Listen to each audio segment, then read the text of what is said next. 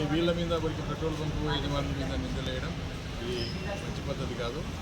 ఈరోజు ముఖ్యంగా వ్యవసాయానికి సంబంధించి ఈరోజు పంట చేతికి వచ్చే టైంలో ఈరోజు ప్రతిదీ కూడా యంత్రాల ద్వారానే ఈ యొక్క రైతులందరూ కూడా మొదల టైం ఈ వరి కోత కానీ లేకపోతే మిగతా మొక్కజొన్న కానీ మిగతా పంటలన్నీ కూడా చేతికి వచ్చే టైంలో మరి ఈరోజు ఈ యొక్క డీజిల్ లేకపోవడంతో మరి యంత్రాలన్నీ కూడా మరి మిషన్లన్నీ కూడా నిలిచిపోయినాయి. ఈరోజు ఎక్కడికి వెళ్ళినా ఎక్కువ వర్షం ఎప్పుడు వస్తుందా, మరి వర్షం వచ్చే మరి ఈరోజు మరి చేతికి వచ్చిన పంట రైతులు నష్టపోయే పరిస్థితి ఉంది. మరి అదేవిధంగా ఈరోజు మరి మరి విజనరీ నాయకుడు నేను మరి 2048కి నేను ఎక్కడికో తీసుకుని పోతాను ఈ రాష్ట్రాన్ని చెప్తా ఉన్నాను. వాస్తవం అయితే విజనరీ లేదు, మరి విస్తరాకుల కట్ట లేదనేది మనకు తెల్లతెల్లం అవుతాం.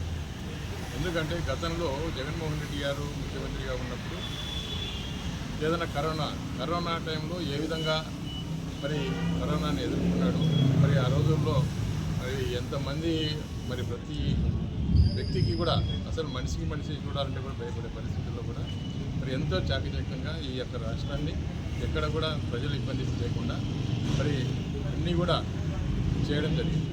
పట్టొద్దు అని చెప్పి మరి క్యాన్లలో పట్టుకుంటే రైతులు ఏ విధంగా వ్యవసాయ ఉత్పత్తులు వాళ్ళు ఇంటికి చేర్చుకోవాలా, వాళ్ళు పంటలు ఏ విధంగా చేర్చుకోవాలా, ఏ విధంగా ఈ యొక్క ఏదైనా కూడా ఒక వరి కానీ మొక్కజొన్న కానీ అన్ని యంత్రాల ద్వారానే చేస్తాము. మరి యంత్రాల ద్వారా మరి నడవాలంటే ఖచ్చితంగా ఆ క్యాన్లలో కూడా డీజిల్ పట్టాల్సిన అవసరం ఉంది. మరి దీనికి విరుద్ధంగా ప్రభుత్వం ఏదో విధంగా కుంటి సాకులు చెప్తూ ఈ యొక్క రైతులను ఇబ్బంది పెట్టే కార్యక్రమం చేస్తూ ఉన్నారు. మరి ఇప్పటికైనా కూడా ఈ ప్రభుత్వం కళ్ళు తెరిచి మరి త్వరితగతిన ఎక్కడ కూడా డీజిల్ కొరత లేకుండా పక్కనున్న రాష్ట్రాలు ఉన్నాయి, అటు తమిళనాడు కానీ ఇటు కర్ణాటక కానీ ఇటు తెలంగాణ కానీ ఎక్కడ ఏ రాష్ట్రంలో కూడా డీజిల్ కొరత లేదు. మరి ఈరోజు డబుల్ ఇంజన్ సర్కార్ అని చెప్తా ఉన్నారు. మరి డబుల్ ఇంజన్ సర్కార్ అయినప్పుడు మరి మీ ప్రభుత్వం కింద మాదే పైన మాదే అని చెప్తా ఉంటారు. మరి కూటమి ప్రభుత్వం అధికారంలో ఉంది.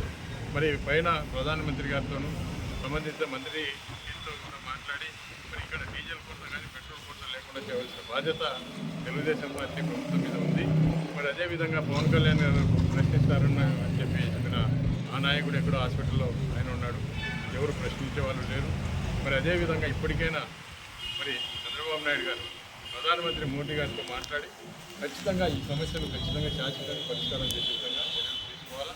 మరి లేని పరిస్థితుల్లో వైఎస్ఆర్ పార్టీ ఖచ్చితంగా ప్రజల తరఫున పోరాడి ఖచ్చితంగా రేపు ఇదే పరిస్థితి కనుక కొనసాగితే మేము వైఎస్ఆర్ పార్టీ రోడ్లెక్కి ఖచ్చితంగా ఈ యొక్క పోరాటం పూర్తం చేస్తామని చెప్పి ఈ సందర్భంగా